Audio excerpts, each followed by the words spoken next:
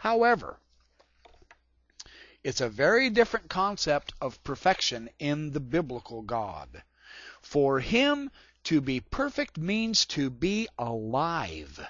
To be alive is to be active, and to be active is to be temporal. His is a living God, best described by active verbs. When he describes God as changeless, what he means, the prophet that is that could only characterize a living person. A changeless God is trustworthy, of steadfast character. Where men are fickle, God is faithful to his covenant. The Hebrew word chesed often translates as loving kindness. This means that God is steady and sure, firm and reliable, when the prophet describes him as the God of truth. Psalm 31:5 and Jeremiah 10:10. This God of truth, he means that God is consistent and loyal, vindicating all who trust his promises. For the mystic, it is a contradiction in terms to say he is the living God and steadfast forever. That's Daniel 6:26. For to be alive means to change, and hence not to be steadfast. So within the biblical frame of reference here, there is a far more precious kind of changelessness. The dependable loyalty of the person who, though free to betray, is always as good as his word. In this sense, God is changeless par excellence, but only because he is the living, active God. So in what sense is God transcendent and immanent? Transcendent, as generally used, means beyond space and time. The God of the Bible is neither transcendent nor immanent in the mystical sense. Being anthropomorphic, he is quite compatible with space and time existence. If he can be called transcendent at all, it is only in the sense that he is the sovereign over his entire creation. Having conferred existence upon all things, he can also take it away. Having granted freedom to men, he can also overrule them. He is Lord and Master. Neither is the biblical God immanent in the sense that he is diffused throughout the universe. To insist that he is omnipresent would be to imprison him. The biblical God can be wherever he wants to be.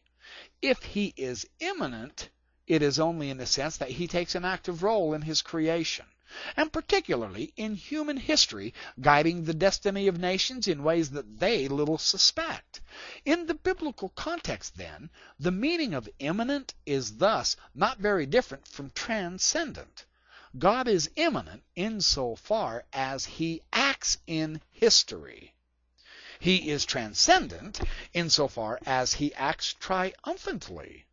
See, terms of such similar meaning of words are scarcely adequate to express the relation of God to the world. So it's not surprising, therefore, that the Bible uses a different pair of words to describe God. Instead of the words immanent, transcendent, or absolute relative, or infinite, finite, or even unconditioned or conditioned, the biblical God's relationship to the world is that of free agent to his act.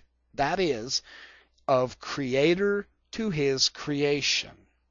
The doctrine of creation does not, as some think it means, fix a great gulf between two realms of being, the divine and the human. It does not do this.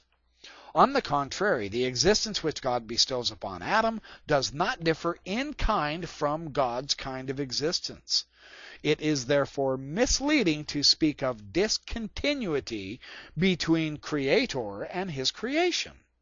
Opposition between men and God is obvious. I mean, it's there, yes, but it is volitional, not metaphysical. In biblical terms, it occurred after the creation. That is, a conflict of wills between God and man, that is, presupposes that both parties share a single logical context, a common world of thought and action. So in this sense, the doctrine of creation is a doctrine of continuity, not discontinuity. See, the Christian philosophers and the Trinitarians have it all backwards. Theirs is not the biblical basis of deity at all. This is utterly astonishing. Well, because the Bible does apply a common language to both men and God, it knows nothing of the familiar and the mystical contrast between the idea of God as revealed and God as He is in Himself.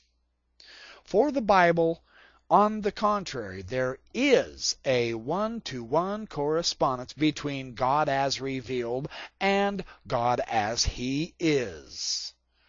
And Joseph Smith taught that doctrine because of his first vision, man. So John W. Bowman has said this: between the God in history and the God in Himself, then, there is a link of continuity so strong that the burden of proof must always rest on those who claim to the last that God is the unknowable. Point for point, what God is in experience, that He is in fact.